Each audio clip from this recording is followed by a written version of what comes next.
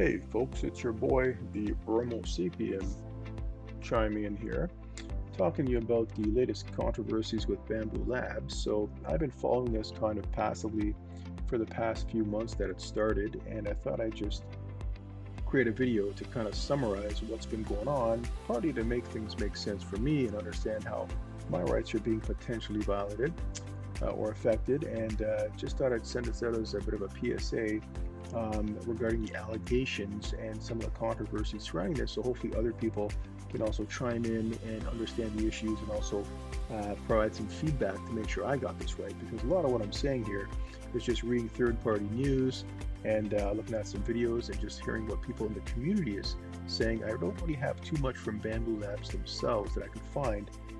So again, this is just all allegations and wondering what other people think and what your thoughts are on how this is going to affect us as users of their hardware.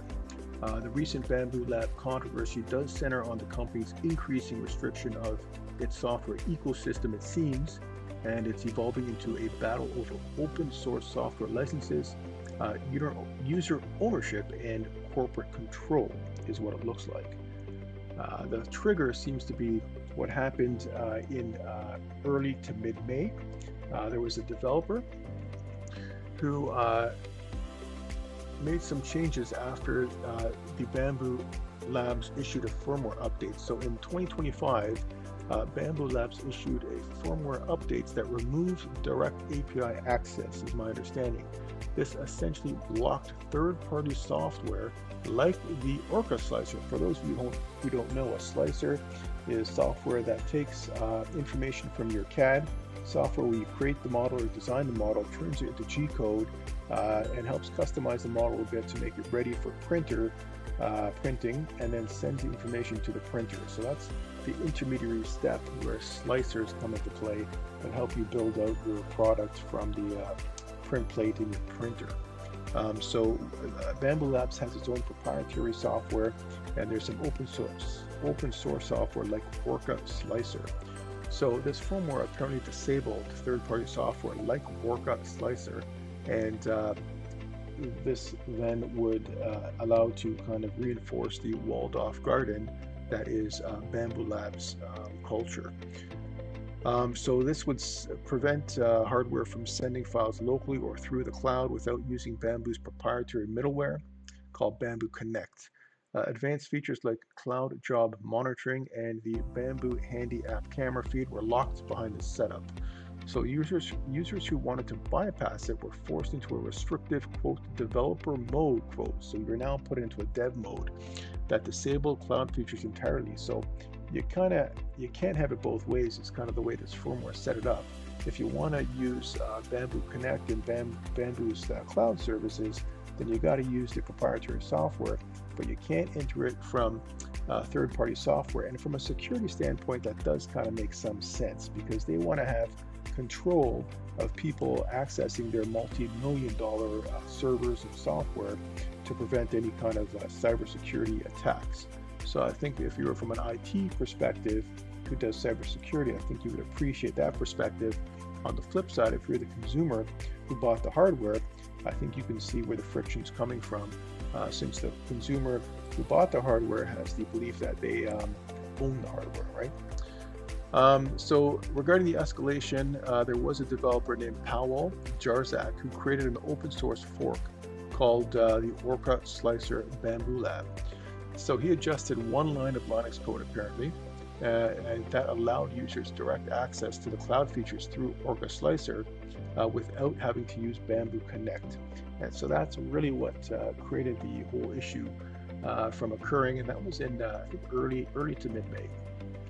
Bamboo then responds back with a cease and desist letter, and you can see this posted here on Reddit. And I think Powell actually posted some things on Reddit as well when this happened. And this was about a month ago, so it might have even been early May then when this happened. And it talks about Powell here, where he received a cease and desist from Bamboo Labs, and what they've been saying to him and telling him to stop doing what he's doing, to shut down what he's doing. They accused him of reverse engineering its software in order to impersonate Bamboo Studio. Okay. So that's that piece there. So then Powell, who's unable to afford a legal battle against Bambulab, understandably, he took down his repo. But the community revolted. And this caught the attention of some consumer activists and some 3D printers who were a bit higher profile. And they had some things to say. Here's an Instagram post by Verge that also talks a bit about the process and what's been going on over the past couple of weeks regarding this. So this is Louis Rossman, who's a consumer advocate. Interesting channel, great guy, great channel. Give him a subscription, give him a like. You know, I follow him, I follow his content. So he had some interesting things to say, and he also had a bit of a gauntlet throwdown of Bambulab. So he basically took that cease and desist code and he reposted it, and I think some other people reposted too, and then he made a video and he dared Bambulab to sue him. As far as I'm aware, Bambulab is the one who blinked because there has been no lawsuit towards Louis Rossman to date that I'm aware of. A very popular guy, Jeff Geerling, in the 3D print community also had some things to say, and he put forward a video. And he's been talking about this for a while now. He's not the first person, but he's taken some actions as to how to prevent the control on his hardware and how he can maintain control of his printers. And so those are some of the things that he has done, Jeff. And he also has he's also posted some videos as to Jeff has also posted some videos as to what his plans are in terms of maintaining control over his hardware. So those are some good streams, some good videos to check out. Give Jeff a like. I follow him as well. He makes some good content. Subscribe to him as well if you're interested. So that's about the backlash. So what people are basically saying is that the community's grievances, the hypocrisy of Bambulab is what the community seems to be alleging. They're saying that Bambulab's ecosystem is built entirely on open source software. Bamboo Studio is a fork of Orca Slicer, Prusa Slicer, which are protected under the general public license. So how could Bambulab then say, if their software is open source, that people have no ability to follow open source principles, and that Bambulab is able to close off their software, but if anybody makes any changes to their software, then once again it should follow the open source rules. So Bambulab claims that its closed source networking plugin is separate, but technical analysis reveals it injects directly into the open source's program's memory. So that's interesting regarding the potential for hypocrisy there. So as it turns out, the Software Freedom Conservancy has launched an investigation, and now they're accusing Bambulab of actively violating open source copyright and left laws while using those same laws to sue a hobbyist developer.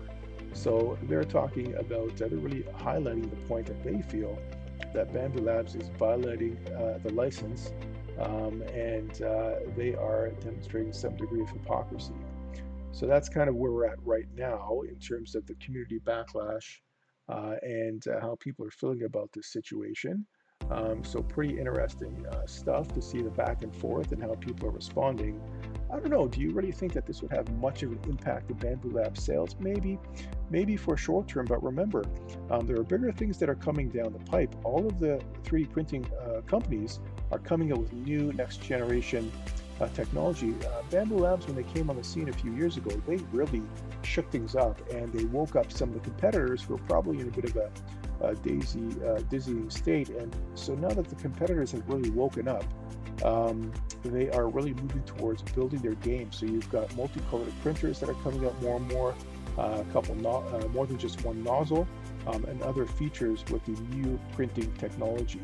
So although this might make a bit of a bad taste in some people's mouth, and maybe they'll take a bit of a sales hit temporarily, I really think that as the next generation of 3D printers come out, that will really reset the stage as to who the manufacturing leader is for 3D print technology.